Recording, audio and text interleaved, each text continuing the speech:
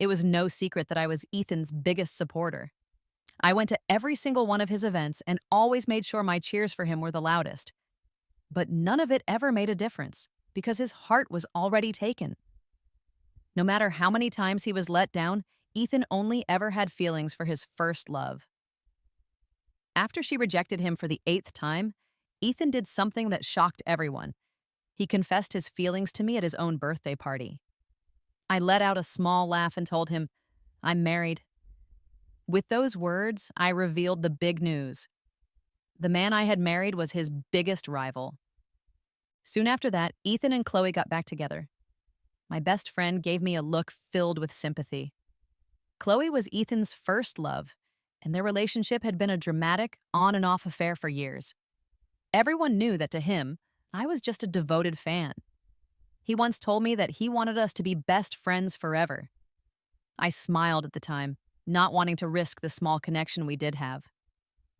One afternoon, a notification appeared on my phone. It was a group message from Ethan saying, "Dinner is on me tonight. Let's celebrate, your friend is officially taken."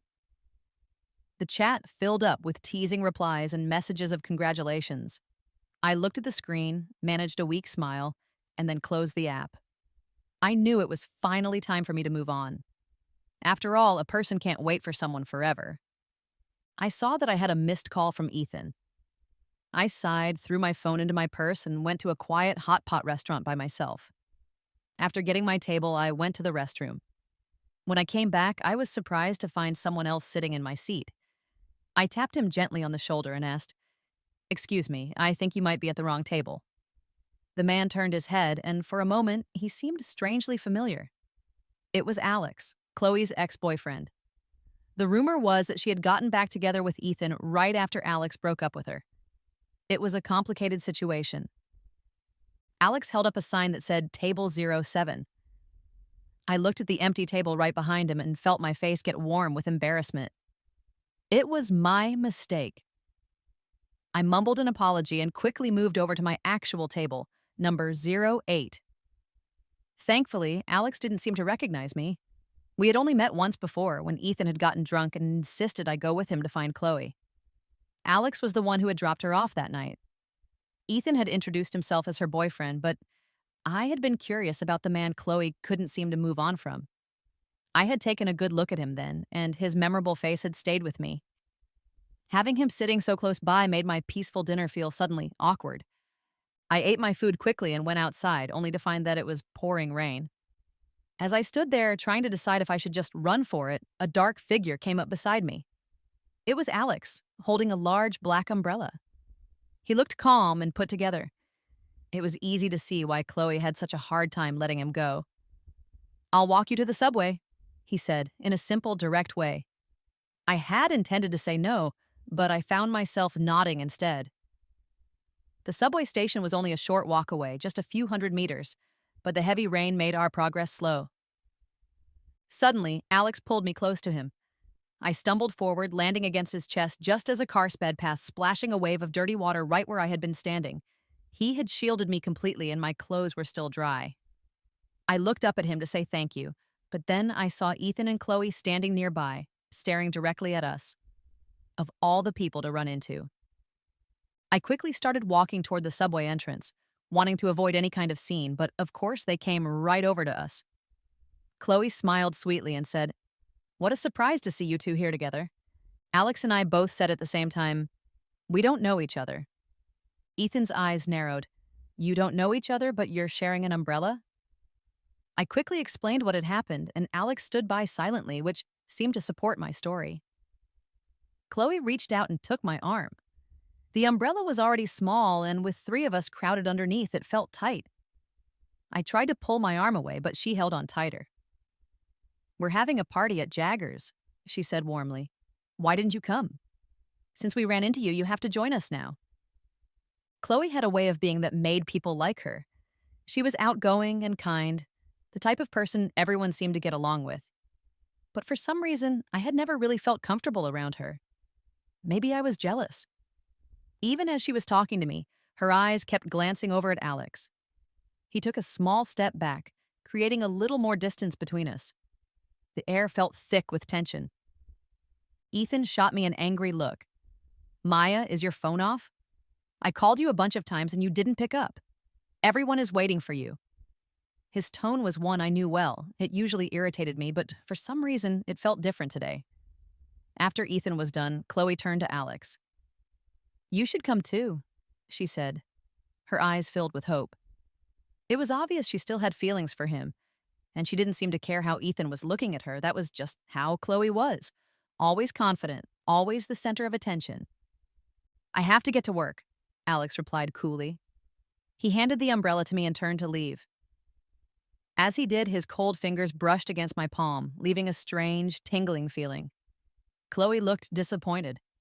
I gave a quick wave and said, I need to get back to work too. And then I left. It didn't seem right for him to walk home in the rain while I had his umbrella. We met again a week later. The client manager from Farwell Corporation had been hospitalized, so my director told me I had to go to a business dinner in his place. Maya, this is Alex from Farwell. He's young, but he's already a department manager. You should learn from him. I had heard that Alex was very talented, but I hadn't realized he held such a high-ranking position. I greeted him politely. He didn't act like he remembered me from before, so I did the same. There was no way to avoid drinking at a business dinner. Even though my director did his best to protect me from it, I still had several glasses.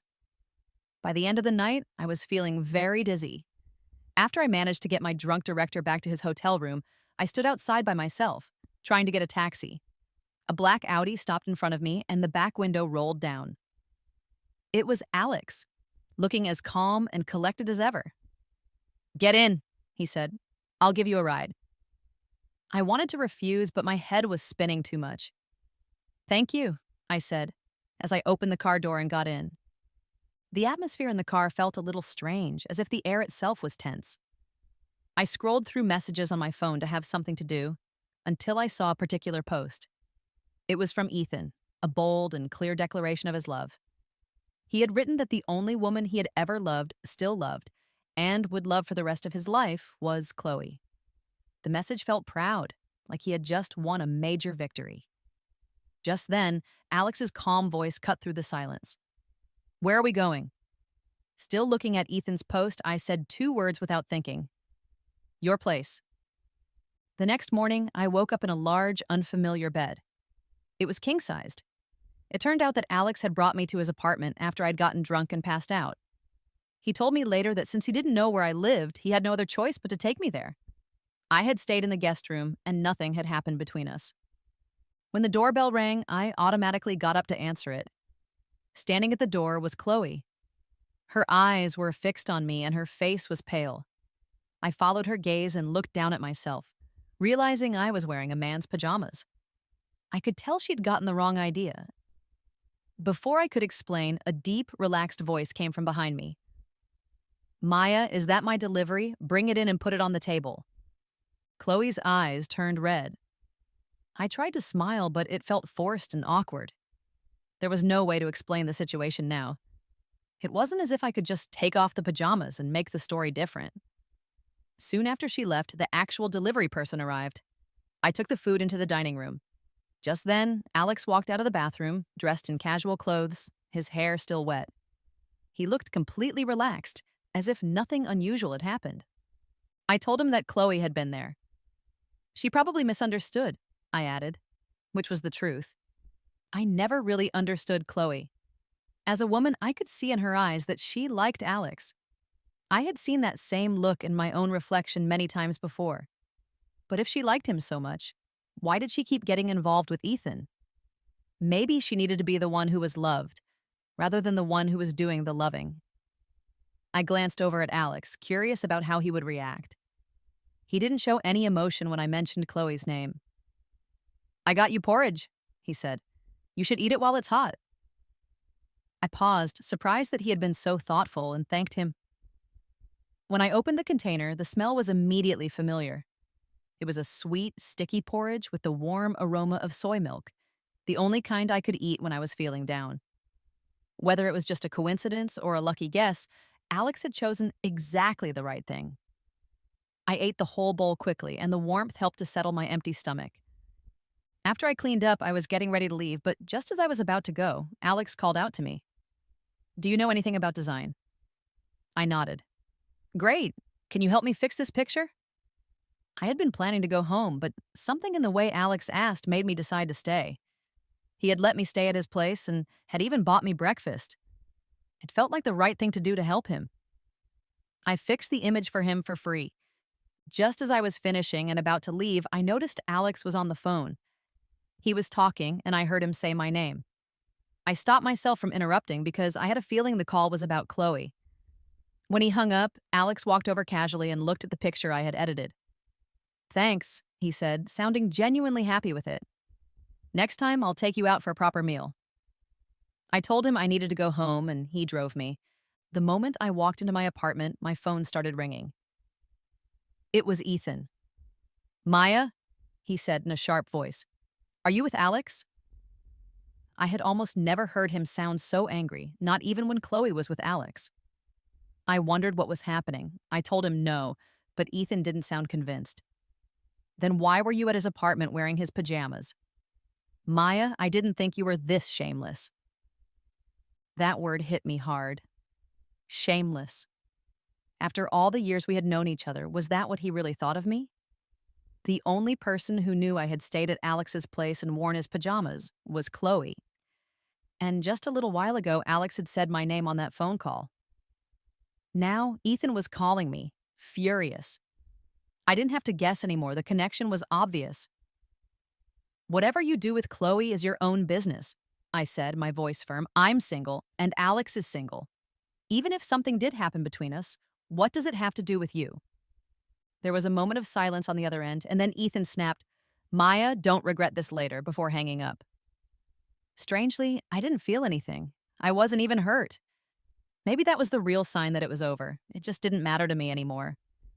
Time always moves forward. Not all friendships are meant to last a lifetime. Sometimes, when love is gone, there are no feelings left at all. No happiness, no sadness, just a quiet conclusion. Ethan and Chloe had always been very public about their relationship, with constant social media updates, sweet captions, and photos for everyone to see. But I realized I hadn't seen anything from Ethan recently. I hadn't really thought about it until that moment.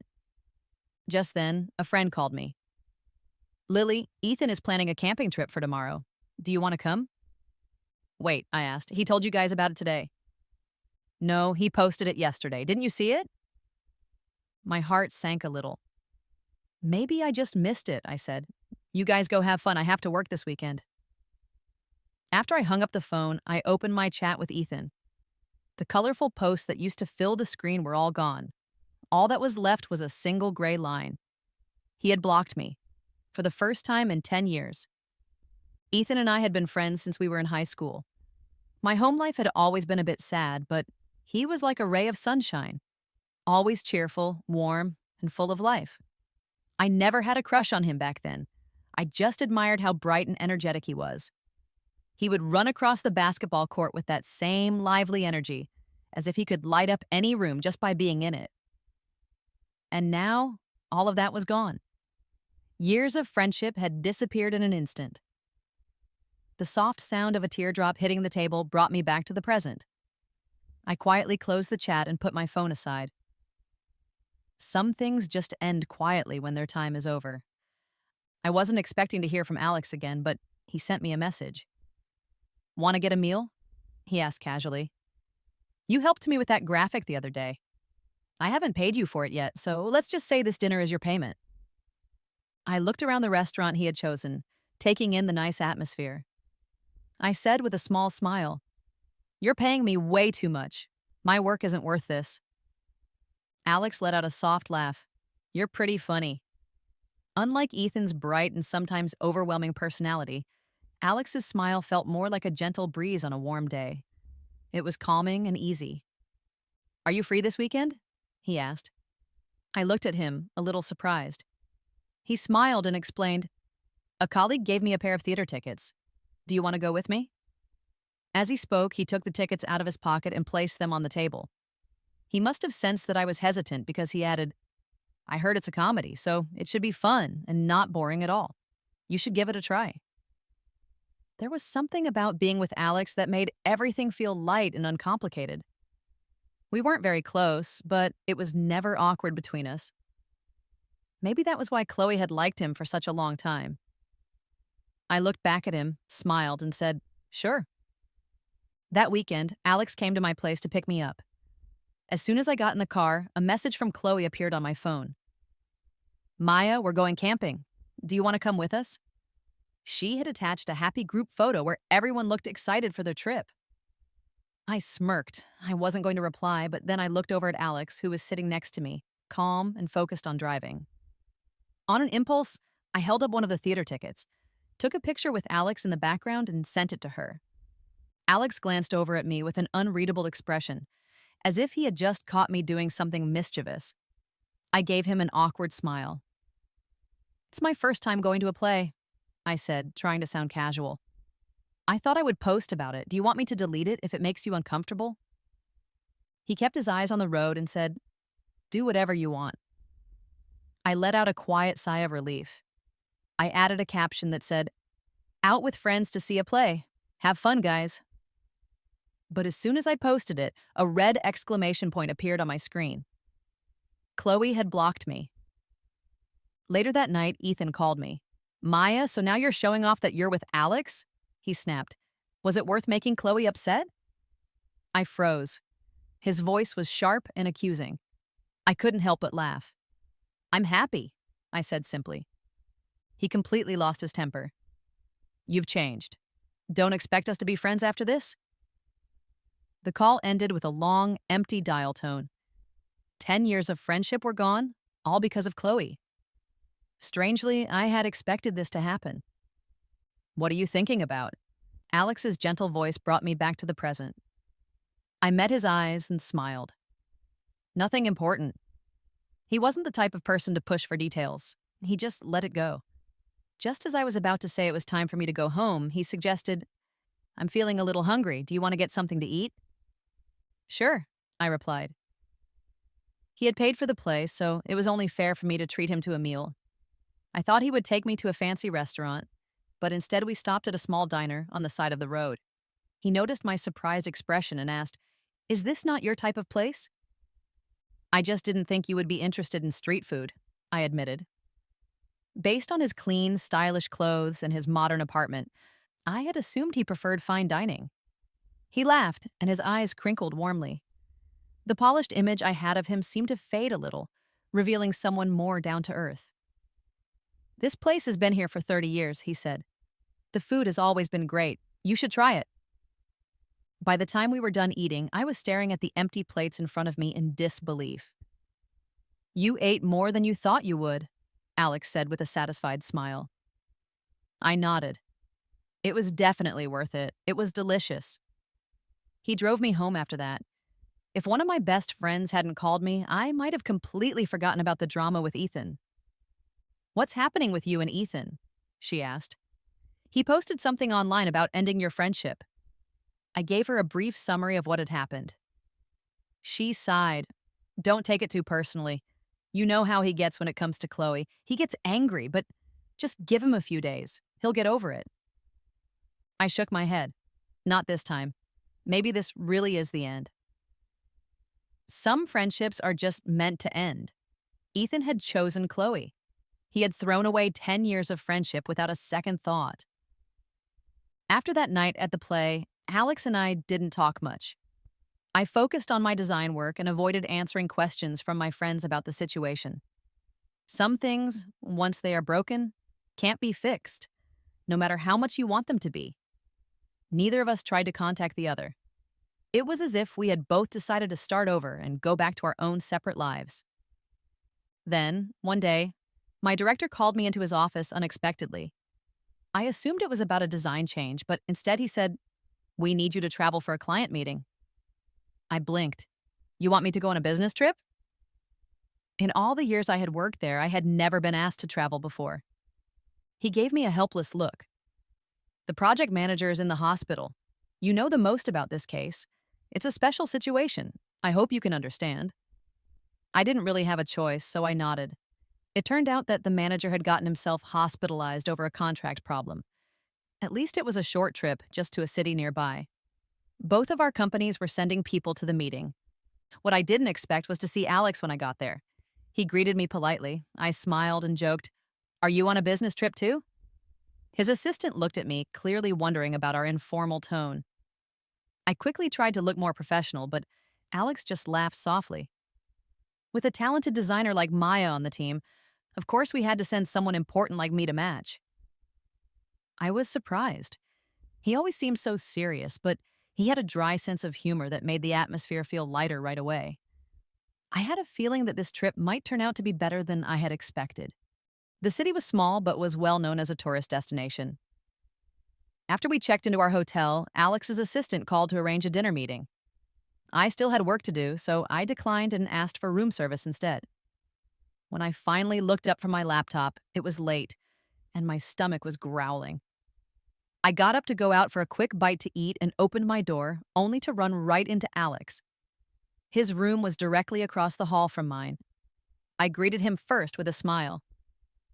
"Did you bring any late-night snacks?" Alex held up the bag he was carrying. "I packed a few things. Let's share." Somehow, Alex always seemed to know exactly what kind of food I liked.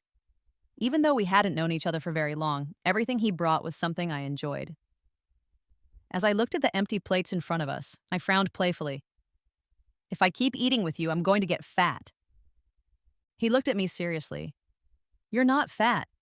Having a little meat on your bones is healthy." Just then, my eyes accidentally met Ethan's. My heart jumped, and I quickly looked away.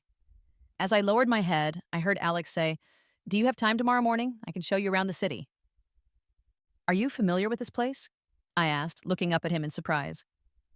"I lived here for a few years when I was a kid." That explained it.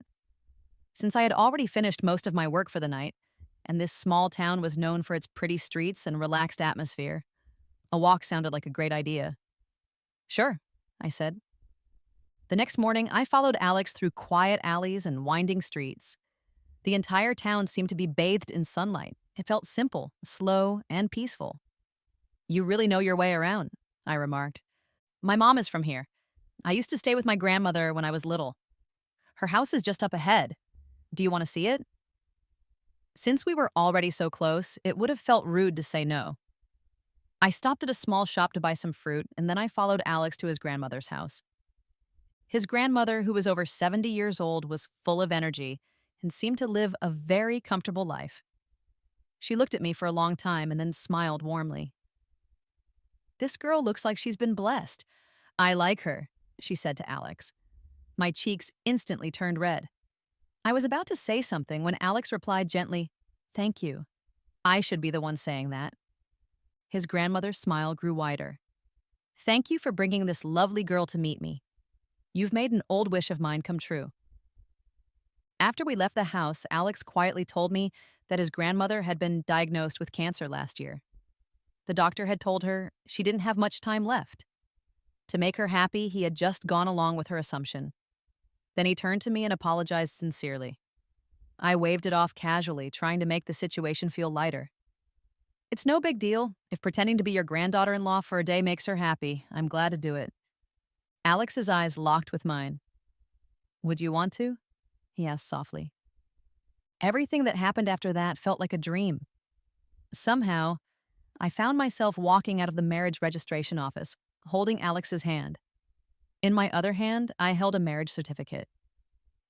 "Sort out your things first. I'll come and get you this afternoon," Alex said gently. "Come get me?" I asked, confused. He grinned. "We just got a marriage certificate and you're still planning for us to live in different places?" I was speechless. Even though we hadn't known each other for a long time, the idea of living together as husband and wife made me feel flustered. Noticing my hesitation, Alex kindly suggested, "Maybe we should wait. You can take more time if you need to." But I shook my head. "No need. I'll pack my things and come over. I remember your address." Even though I had said I would come on my own, Alex was the first one to arrive at my apartment after work. He helped me with everything, refusing to let me carry even the lightest bag. To help me get used to the new living situation, he set me up in the guest room. The warm and welcoming decorations in the room made me feel comfortable. Unlike the cool, clean style of the rest of his home, this room felt cozy and lived in. It was clear that Alex had made an effort to make me feel at home. Still, even though I had gone through with the marriage, I found my own hesitation a bit frustrating. A delicious smell floated through the air, pulling me out of my thoughts. Just as I stepped out of the room, I almost bumped into Alex, who was coming down the hallway. Startled, I stumbled backward. Alex caught me and held me firmly in his arms, steadying me. Before I could stand up on my own, he teased, "It looks like we need to get some carpets for this place." "I don't fall that often. Why would I need carpets?" I rolled my eyes at him. But then, looking into his sparkling eyes, I lost my train of thought again. He gently brushed a strand of hair away from my face. "Let's eat." "You made all of this?" I gasped, looking at the table full of food. My mouth was already watering just looking at it.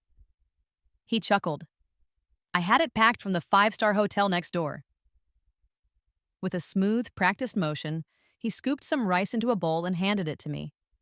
I was surprised by how natural the gesture felt. Why did it suddenly feel like we had been a couple for years? The simple dishes were absolutely delicious. "I never imagined that someone as cool as you would be so good at picking out food," I said. "I noticed last time that you went for that dish the most," he replied, as he added more food to my bowl. "How is it?" I smiled. "It's even better than the restaurant. You could be a five-star chef."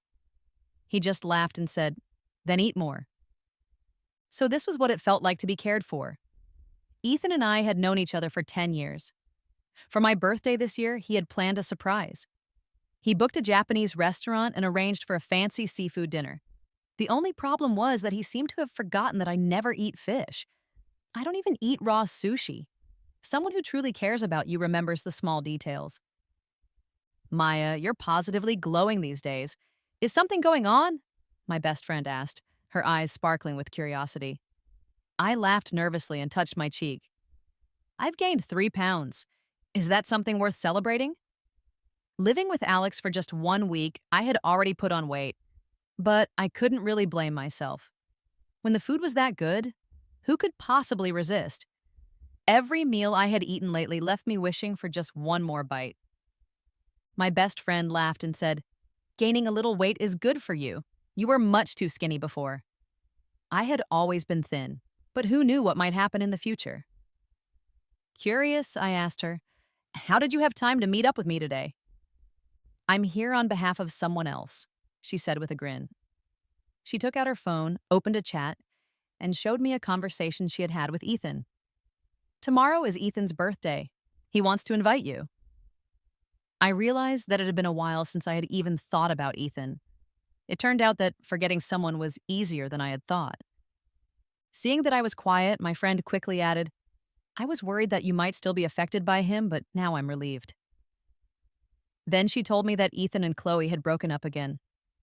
I couldn't help but laugh. "That's the 8th time, right?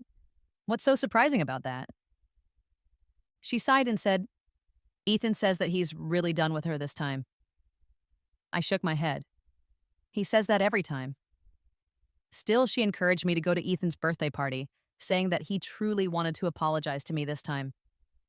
I hesitated for a moment, but I eventually agreed to go. I had known Ethan for such a long time, and I understood how stubborn he could be. There was no point in holding on to old grudges. If he was being sincere, I could be forgiving enough to accept his apology. Just as I was about to leave work, a message from Alex appeared on my phone. It was a menu filled with all of my favorite foods.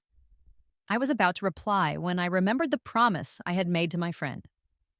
Reluctantly, I texted him back, "Sorry, I promised to hang out with friends tonight." Alex simply replied, "Okay."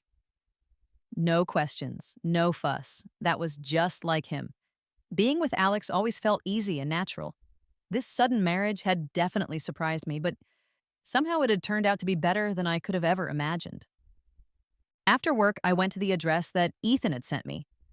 After I'd agreed to go to his party, he had added me back to the group chat. As soon as I walked into the private room, I was surprised. The decorations were incredibly extravagant, which was very typical of Ethan, always flashy. There were quite a few people there already, so I was probably a little late, but they were all people I knew, so it didn't really matter. I got stuck in traffic, so it took me a little longer to get here, I said casually. Ethan got up and walked over to me with a big smile. Don't worry, I told you a time that was half an hour earlier on purpose, he said. I was still trying to figure out what he was planning when he suddenly pulled out a bouquet of flowers that he had been hiding behind his back. Maya, after all these years, I've finally realized that you're the one for me. Let's be together, he said. It was almost comical. After breaking up with Chloe 8 times, now he was telling me that I was the one he wanted. As I stood there facing Ethan's confession, a moment I had dreamed of so many times, I felt absolutely nothing, not even a small flutter of excitement. I smiled and said simply, I'm married. Ethan froze for a moment, and then he burst out laughing. Maya, what kind of excuse is that? If you're trying to play hard to get, you need to come up with a better story. I'm being serious this time. I promise I'll treat you right. His tone sounded almost arrogant, which made the whole situation even more absurd. Without saying another word, I lifted my left hand and showed him the simple ring that Alex had recently put on my finger. It didn't have any flashy diamonds, just a quiet sense of rightness. Ethan's expression immediately darkened when he saw the ring. Maya, you can't be serious. You've been single for years, and now, after just a few days, you're married? Who would believe that? Behind him, the group of friends started making skeptical comments. Who says you can't get married quickly after being single for a while? I replied lightly. Ethan scoffed. Then bring your new husband here. Let's see if he's real. There's no need for that, I said calmly. You already know him. Ethan's face twisted with confusion. Don't tell me it's Alex. I nodded slightly, his face turned pale. Maya, are you crazy? Out of all the people you could have chosen, you went for Alex? I didn't like his reaction at all. Anyone would probably be a better choice than you, I said, keeping my voice steady. Besides, what does Alex lack that you have? Ethan, clearly frustrated, threw the bouquet of flowers onto the floor and yelled, You're already defending him? Maya, you're really something else. His birthday party ended on a tense, unpleasant note. I didn't even stay to sit down. I left early and went home. As I reached into my bag to get my keys, I suddenly realized that I didn't have them. Old habits are hard to change. Since Alex had been driving me to and from work every day, I hadn't needed my keys, and eventually I had just forgotten about them. I knocked on the door, and within a few seconds, it opened. Alex was standing there, looking as calm and composed as always. Without a word, he gently took the bag from my shoulder. The party ended early? He asked casually. There wasn't much to talk about, so I came home early, I said. The moment I stepped inside, the familiar warmth of home surrounded me. The soft, yellow light from overhead seemed to chase away all the negative feelings, filling the space with a sense of comfort. Then I noticed the table. It was covered with food. Did you really make all of this for yourself? I asked, surprised. I thought you might want a midnight snack after the party, so I made some extra, Alex said simply. The warmth from his words affected me more than anything else that had happened that night. I never knew you were this amazing, I said with a smile. I didn't eat much at the party, so I'm going to eat now, I added as I sat down. My phone was buzzing constantly with messages from my friends, all of them wanting to know more about my supposed marriage. As I looked at the delicious food in front of me, I suddenly looked up at Alex and asked, Where is our marriage certificate? Alex gave me a suspicious look. You're not having second thoughts, are you? I raised an eyebrow and grinned mischievously. Why not? Without another word, Alex stood up and walked toward the master bedroom. As he walked away, he mumbled under his breath, Forget it. I followed closely behind him and quickly reached out to take the red booklet from his hand the moment he pulled it out. I took a quick photo of it and then handed it back to him with a polite smile. Go ahead and burn it now. With the photo now safely on my phone, I sent a message with a simple caption. The rest of my life is you. Happiness for me had always been something simple. All I had ever wanted was something real and uncomplicated. Alex might not be as bright and warm as the sun, but somehow he had warmed my heart in a way that mattered more. Later, Chloe asked to meet with me. I was a little surprised, but I agreed. As I sat across from her, she said sharply, You really married Alex? You know that faking legal documents is a crime. I replied calmly. I have no interest in getting into trouble with the law. I could tell from the way her breathing became faster that she was trying to hold something back. She bit her lip and then asked, "What did you do to make Alex agree to marry you so quickly?" I laughed softly. "I'm sorry, but he was the one who proposed to me. You should ask him how he managed to convince me." Seeing the look of frustration on Chloe's face gave me an unexpected feeling of relief. It wasn't a feeling of envy or victory or even pride. It was simply the feeling of a heavy weight being lifted from my heart. Still, Chloe wouldn't let it go. She leaned forward and asked, "Maya, I've already moved on from Ethan. Why are you still holding on to Alex? Wasn't Ethan the one you wanted all along?" I looked at her, not agreeing with her version of the story at all. "In your eyes, is Ethan just some object that you can give away? Just because you let go of him doesn't mean I have to be the one to pick him up," I said. Chloe quickly interrupted, her voice flustered. "But Alex and Ethan is not a trophy and neither is Alex," I said firmly. "I don't care about the past you had with them. Now, Alex is my husband. Please respect that." There was no reason to continue the conversation when it was clear that we saw the world in completely different ways. I stood up, ready to leave. If today's meeting was just about this, then there's nothing more to say. The coffee is on me. As I reached for my wallet, a keychain fell out of my bag. Before I could pick it up, Chloe bent down and grabbed it. She looked at it with curiosity. "Is this yours?" "Of course," I said quickly, taking it back from her. She chuckled to herself sadly and muttered under her breath, "So it was always you."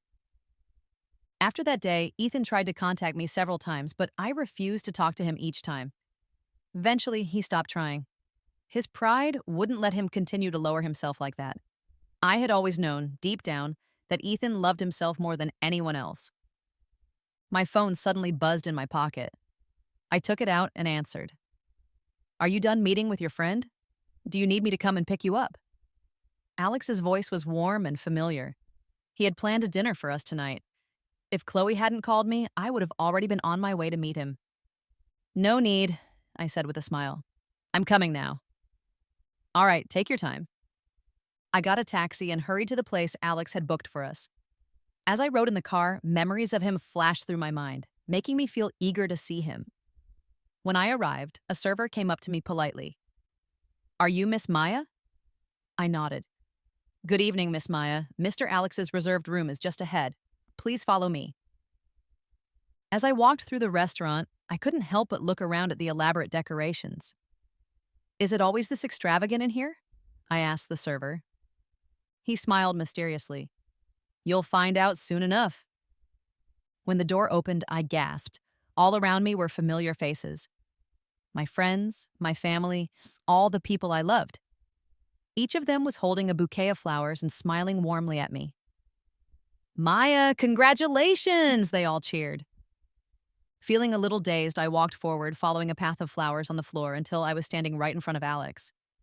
I stared at him in disbelief. "Mr. Alex, what is all of this?" He was standing there, holding a bouquet of pink tulips, and his eyes were shining like stars. "Since Mrs. Maya has already announced our marriage to the world," he said with a playful smile, "if I don't step up my game, I'll be left behind." Before I could react, he got down on one knee and looked up at me with sincere, steady eyes. "Mrs. Maya, thank you for marrying me." Tears welled up in my eyes as I slowly took the flowers from his hands. Alex stood up and pulled me into a hug, holding me close in front of everyone. It was a small gathering, simple but filled with love and joy, exactly the kind of moment I had always dreamed of. My best friend linked her arm through mine, her eyes shining with happiness. "Maya, I truly envy you," she said warmly. "The way Alex looks at you, it's real. I can see it. You're going to be happy forever." I nodded, unable to hide my wide smile. "I will be." As we were chatting, Alex's college friends came over and raised their glasses. "Come on, sister-in-law, let's have a toast to you," they laughed. I raised my glass with a bright smile. Alex's old dorm leader grinned and teased. Old Alex was always such a show-off. He finally got what he wanted. He turned serious for a moment and added, Sister-in-law, Alex has always cared about you. After all these years of not giving up, I know he'll make you very happy." Their words made me blink in confusion. "After all these years?" I repeated. They all burst out laughing. "It looks like you really had no idea. Alex was secretly in love with you for so long. How he managed to keep it hidden, we'll never know." I stood there completely stunned. Alex had liked me all along. That night, Alex had a little too much to drink. He was usually so calm and put together, but now he was swaying on his feet. As I watched him sitting on the edge of the bed in a daze, I couldn't resist teasing him. "Come on," I said playfully. "Confess. How many ex-girlfriends have you had? Who did you have a crush on back in college?" Alex narrowed his eyes at me and held up one finger. "Just one," he said. "Chloe," I guessed. After all, they had gone to college together, and she had always been around him. Alex shook his head slowly. "Not her, just you, Maya." I laughed softly and patted his shoulder. "You fool," I said fondly, feeling my heart swell with warmth. I never really cared about what happened before our marriage. There was no need for him to pretend. Everyone already knew about him and Chloe. But suddenly, Alex's expression changed. His face turned unusually serious. "I'm not lying," he said firmly. "It has only ever been Maya, no one else." I stared at him, stunned, and a little unsure if I should believe him. It was as if he was genuinely afraid that I wouldn't trust him. Still slightly drunk, Alex stumbled over to the bedside table. He fumbled around in the drawer, pulled something out, and placed it carefully in my hand. "Here, this is for you," he said, his voice soft and a little slurred. Watching him like that, messy, confused, and vulnerable, I couldn't help but find him a little adorable. A part of me even wanted to reach out and pinch his cheek. Curious, I looked down and opened my hand. It was a tiny keychain, a perfect match for the one I had kept tucked away in my bag for all these years. They even had matching serial numbers. Back in college, this pair of keychains had come from my favorite anime. I had lost one half of the pair a long time ago, and even though I had changed my keys many times since then, I had never replaced that old keychain. I never expected that the missing half would be with Alex all this time. No wonder Chloe had made that strange comment when she saw my keychain the other day. It was always me. My heart pounding, I grabbed Alex and demanded an explanation, but instead of answering, he simply hugged me tightly and collapsed onto the bed. "Maya, I'm tired," he mumbled. "Can we sleep?" I sighed, feeling both exasperated and strangely content. "Fine, there's no rush," I said quietly. "We have a long future ahead of us." Somewhere, hidden inside his world, was a story that belonged to me, and now I had all the time in the world to uncover it, little by little. The first time I ever saw her was during our sophomore year at a basketball game against a neighboring college. She was sitting quietly on the sidelines, holding a bottle of water in her hands. Her eyes were glued to the court, and she was following the game with such intensity that everything else around her seemed to just fade away. In that moment, her eyes were so bright, so alive, it felt like the whole world had gone still. I found myself envying the guy she was watching so intently. As luck would have it, I got another chance to see her. There was a girl in my class named Chloe who kept coming up with excuses to visit me.